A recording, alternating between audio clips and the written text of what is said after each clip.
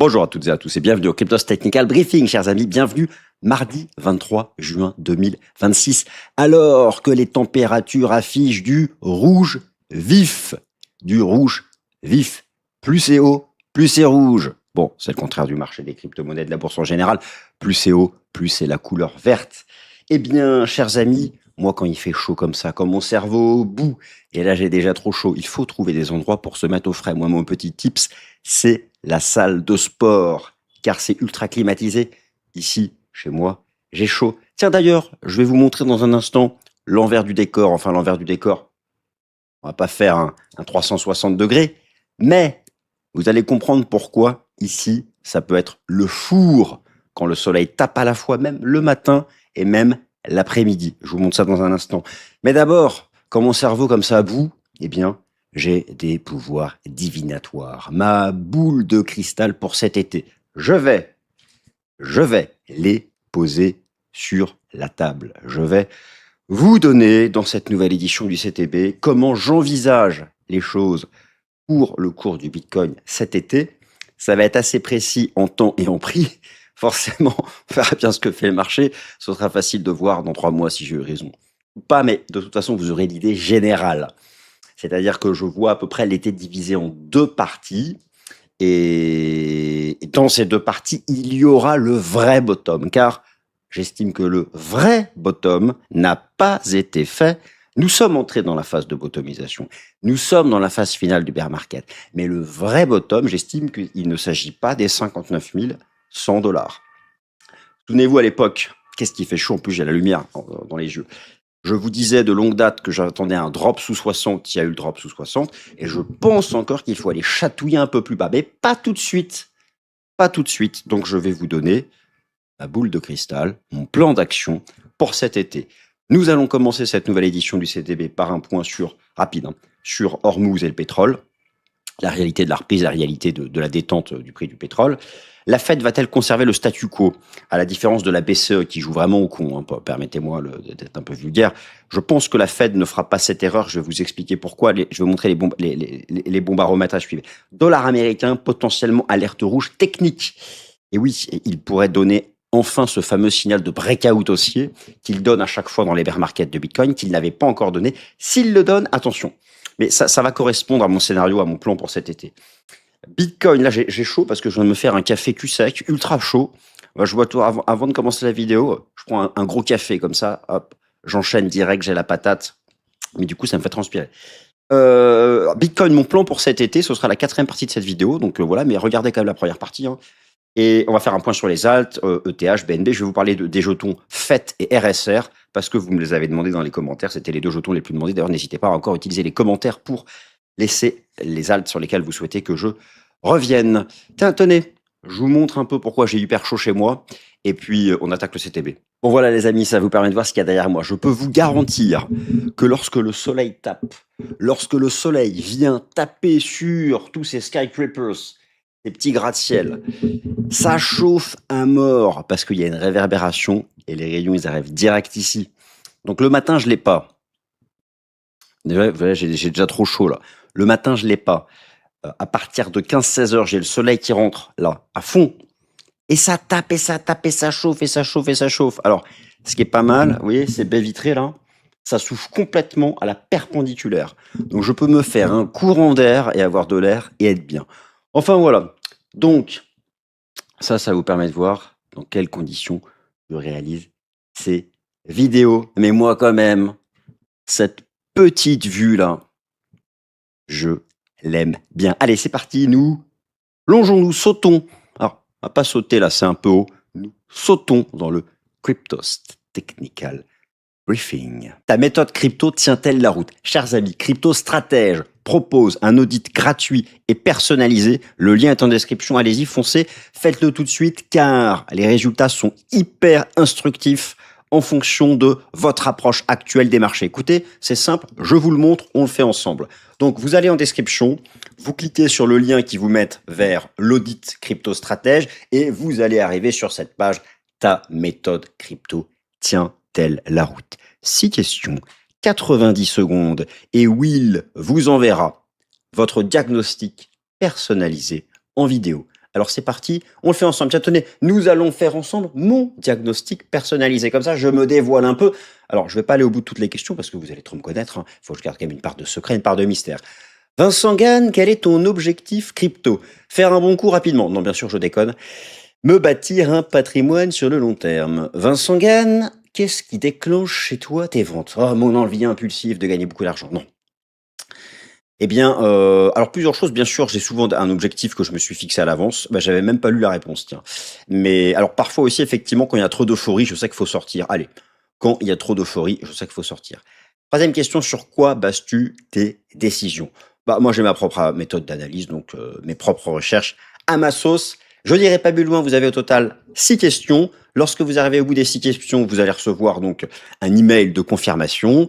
Et après, le temps que Will construise votre vidéo personnalisée, vous recevrez par email votre diagnostic vidéo qui ressemblera à ça. Je le lance.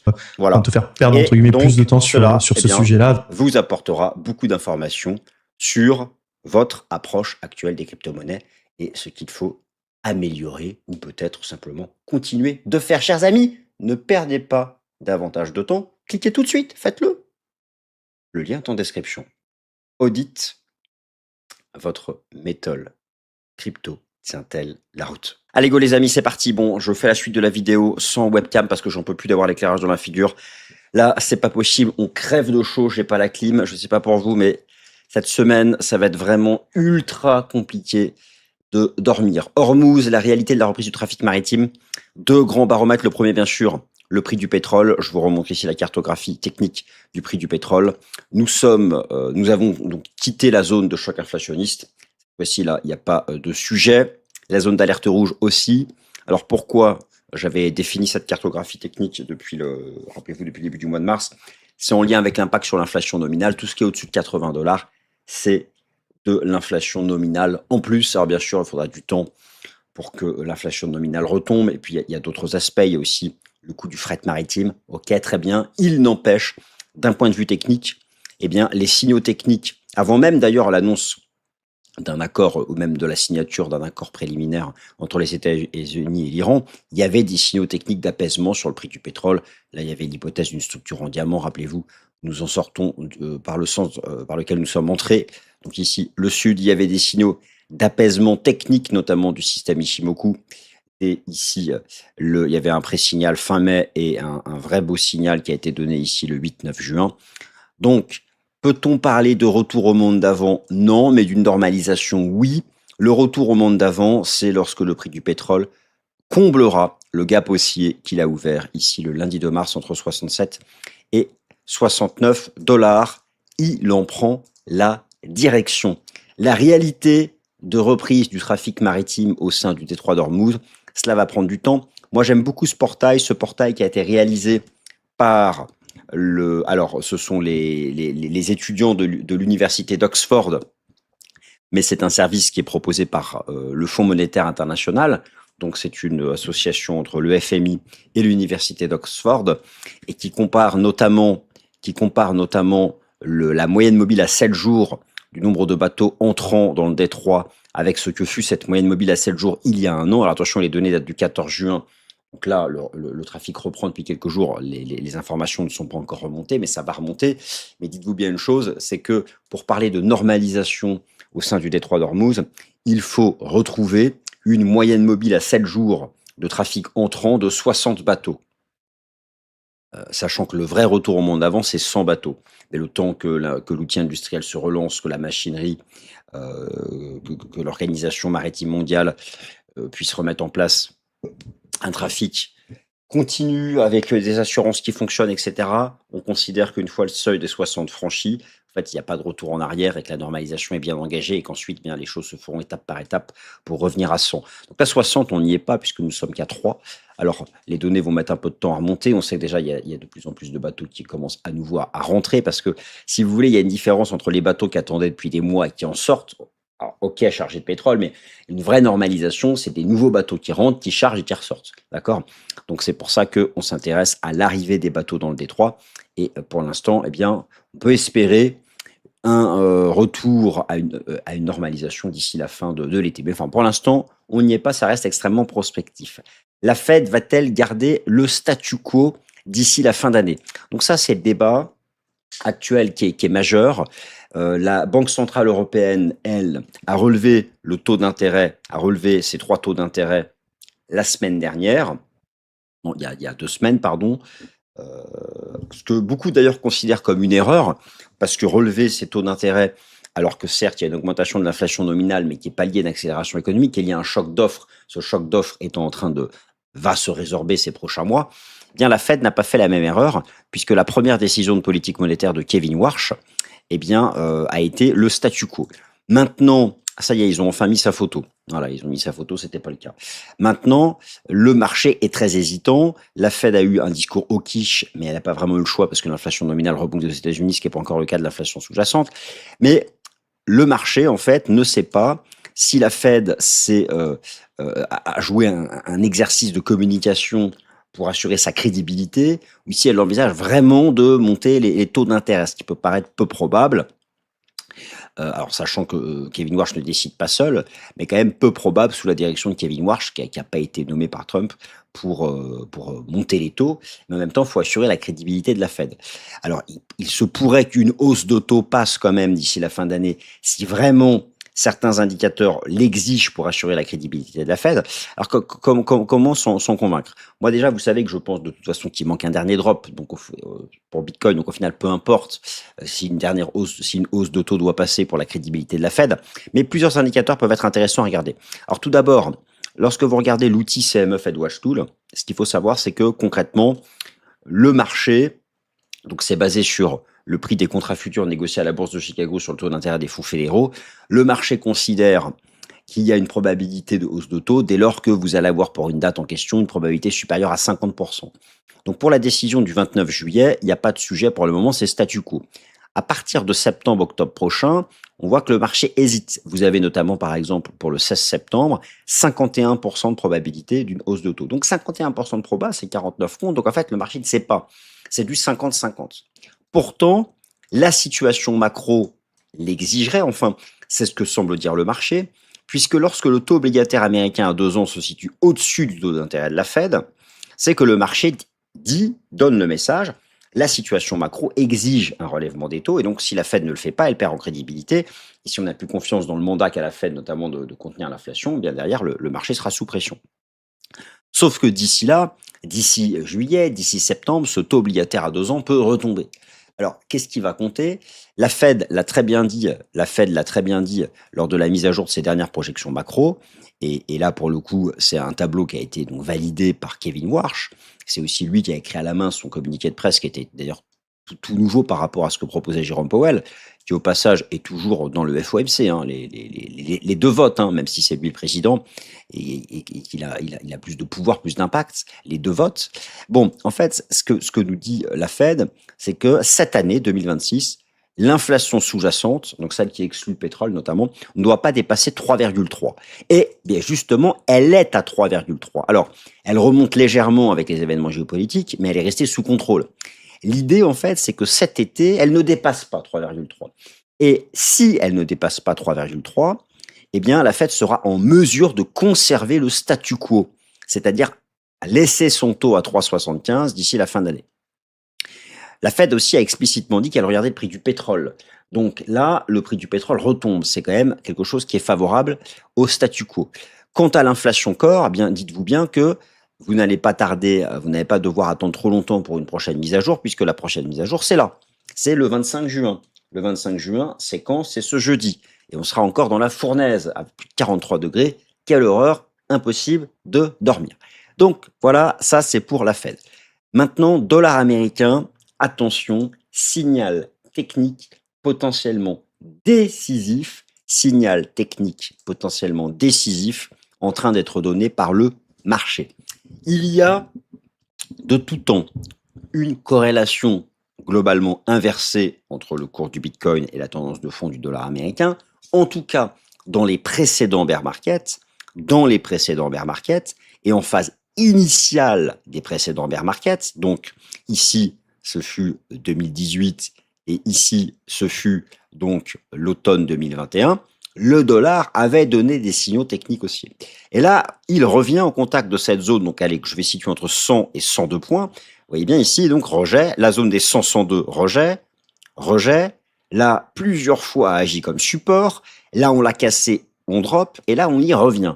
C'est une zone, si vous voulez, où si le dollar, alors c'est en lien avec les anticipations de la Fed, la macro US, etc., mais c'est aussi en lien avec le comportement de l'euro-dollar, de l'USDN et du GBP-USD, j'y viens. Et si le dollar est capable de casser ça à la hausse, il va accélérer en direction des 105-106 points.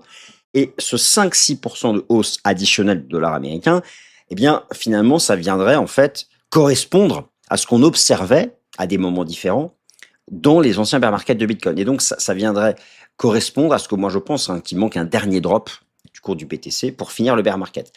Ça pourrait correspondre quelque part cet été à cette poussée du dollar US. Alors le signal n'est pas donné, le marché peut tout à fait rejeter ici. D'ailleurs, si je passe en données mensuelles sur le dollar américain face à un panier de devises et j'y ajoute les enseignements du système Ichimoku, on voit aussi que c'est cette grosse résistance, c'est le niveau des 102 points, la SSB mensuelle. Donc là, le dollar peut échouer ici. Mais voilà, ça va probablement d'ailleurs réagir dès cette semaine à l'inflation US PCE Core, et puisque c'est ce que regarde la Fed pour savoir si elle va ou pas garder le statu quo ou passer une hausse de taux pour assurer sa crédibilité. Alors voilà, ça va être un peu l'enjeu du moment. Le dollar revient au contact de ce niveau. Pour que le dollar donne un breakout haussier, en fait, c'est l'euro-dollar qui casse ce niveau, c'est l'USD-yen qui accélérerait ici, et c'est le GBP-USD qui casse ce niveau. Ce qu'il faut savoir, c'est que la Banque centrale du Japon peut intervenir à tout moment pour défendre ce niveau. On va voir d'ailleurs si elle intervient cette semaine ou pas, puisque la Banque centrale du Japon s'inquiète énormément de la chute de la valeur du yen. Pour un pays qui importe beaucoup d'énergie, c'est important.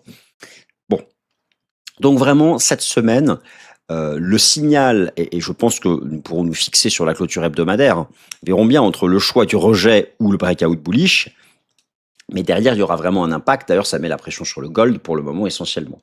Donc dollar US vers un signal technique décisif. Et oui, c'est probablement le signal majeur qu'il faut le plus surveiller donc cette semaine. Alors, je termine aussi donc toujours sur le dollar américain. Je suis allé voir les données du rapport Commitment of Traders, le Quote Report. Eh bien, les positions acheteuses sur le dollar américain sont au plus haut depuis à peu près, c'est le début de l'année 2025, et quasiment même, on n'est pas loin d'atteindre les positions acheteuses sur le dollar US. Alors, c'est les positions vendeuses euro-dollar, hein, je fais la traduction, sont pas loin d'être au plus haut en fait de ce qu'on avait même connu ici et ici.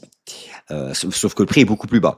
Donc nous verrons bien, là il y a beaucoup d'achats, il y a aussi encore beaucoup de positions vendeuses, hein. C'est lorsqu'on regarde le quote report, la position nette est à l'équilibre, il y a une augmentation des achats dollars, mais il y a aussi une grande partie des traders institutionnels qui restent vendeurs sur le dollar, parce que selon eux, le prix du pétrole va faire retomber l'inflation nominale.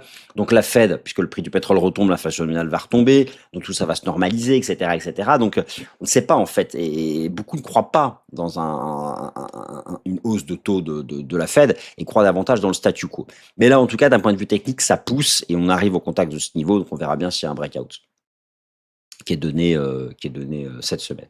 Alors Bitcoin, mon plan d'action pour cet été, moi je continue de penser donc qu'il manque un dernier drop pour le cours du BTC.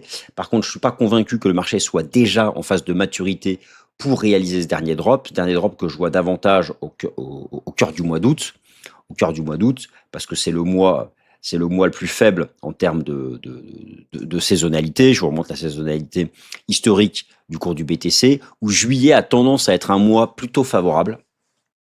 Par contre, août-septembre, c'est vraiment ici, si vous voulez, où je pense que Bitcoin viendra clôturer son bear market. Alors, est-ce que ça sera 57K ou le 61,8 de retracement? Ça peut être effectivement enfin le test du plancher de la loi de puissance qui est aussi à 57K. Le plancher de la loi de puissance est aussi à 57K. 57K, c'est le 61,8 de retracement. 57K, c'est cette fameuse trendline dont on parle depuis longtemps. Elle est là. Hop, j'y vais dessus. On est à 57K. Donc, il y a beaucoup d'éléments techniques qui passent à 57K. Le 61,8 de retracement de l'ancien bull market, le plancher de la loi de puissance, la trendline. Alors, mon idée, en fait, c'est que ces 57K seront testés, mais pas forcément tout de suite.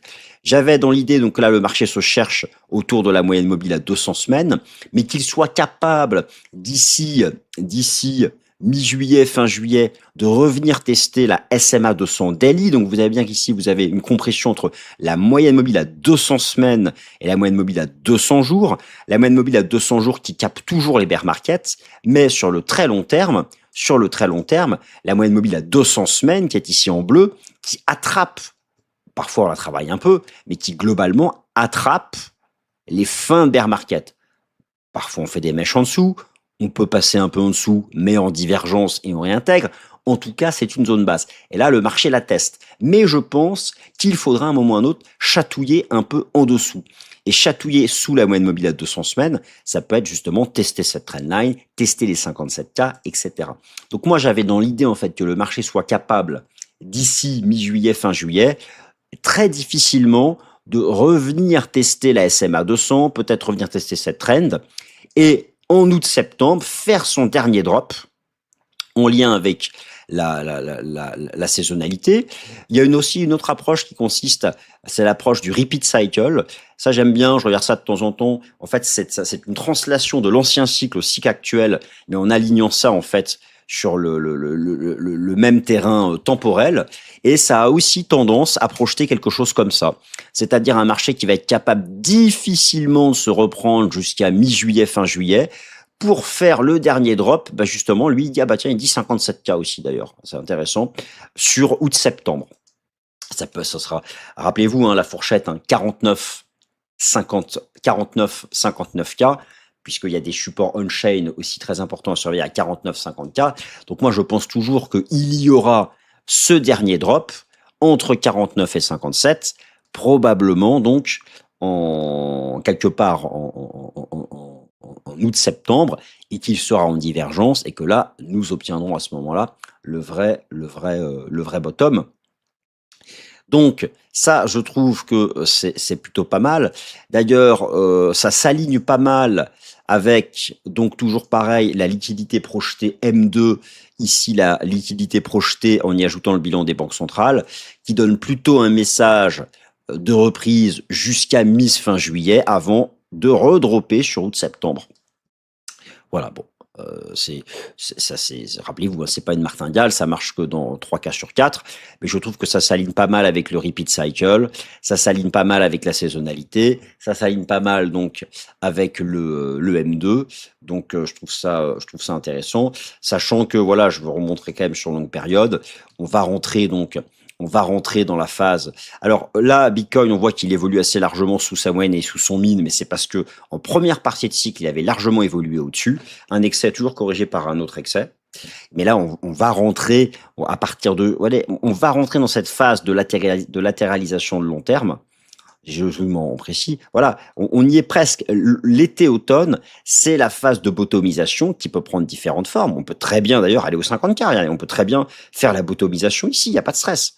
Donc attention. Mais et derrière, voilà, ça va venir valider le cycle de 4 ans. Et on sait derrière qu'on repart pour 3 ans. 3 ans qui sont plutôt favorables. Là, il y a encore une autre façon d'aligner les cycles, et on voit bien que voilà, à partir de l'été-automne, c'est vraiment la phase finale des bears. Et donc ça y est, on va rentrer un peu là-dedans, et ça va probablement prendre cette forme du 49-59K avant de repartir pour 3 ans bullish. Donc bon, allez, si vous voulez, bon là, c'est simple. De toute façon, on va résumer les choses. Un bear market dure en moyenne 365 jours. On est à 250, voilà. Un bear market dure en moyenne 365, on est à 250. Donc voilà. Je termine par, nos amis les alts, vous m'avez demandé, you ask me to follow FET et RSR. Et je vais vous dire les choses suivantes. Donc sur RSR, j'ai un réflexe. Moi, quand on me parle du NAD, j'ai un réflexe. Je ne regarde pas la valeur en USD. Quand vous me parlez du NAD, je ne regarde pas la contre-valeur en USD, je regarde la market cap. Parce qu'attention à la tokenomics, il y a un max de jetons qui continue d'être émis sur beaucoup de jetons. Il y a une dilution énorme. Donc, RSR, ça va être intéressant quand on va revenir tester ce gros support, qui était la fin de l'ancien bear. Et donc, voilà, je zoome, RSR. Voilà, la zone d'intérêt, elle est entre 53 millions de dollars et 70 millions de dollars. On est à 79. Donc, je pense que ça peut dropper dans cette bande ici. avant de se reprendre. En plus, ce sera sûrement en divergence. Donc voilà. Là, on est à 79 millions de dollars en market cap. Et le bottom, je le vois entre 53 et 70. Donc, je vous laisse faire la traduction en USD. C'est la même chose pour FET. Alors FET, je vais vous montrer plus simplement le graphique. Alors FET, c'est l'IA, hein, c'est un token qui fait partie de l'IA, de l'intelligence artificielle. J'aurais tendance, moi, à être à l'aise sur FET, mais après avoir pris cette mèche ici. Vous voyez, c'était déjà, vous avez cette grosse trendline là, cette grosse trendline qui passe un peu plus bas. Elle est à 0,11, 0,12. Et en fait, ce serait venir chasser la mèche du drop ici, c'est chez Binance, du vendredi 10 octobre dernier. Donc faites vraiment le prix où je suis à l'aise pour rentrer, c'est 0,11, 0,12. Là, franchement, ouais, je pense 0,11, 0,12, tranquille, pour mettre un petit billet sur FET. Voilà, chers amis, ainsi s'achève le Cryptos Technical Briefing. Merci à toutes et à tous de votre attention.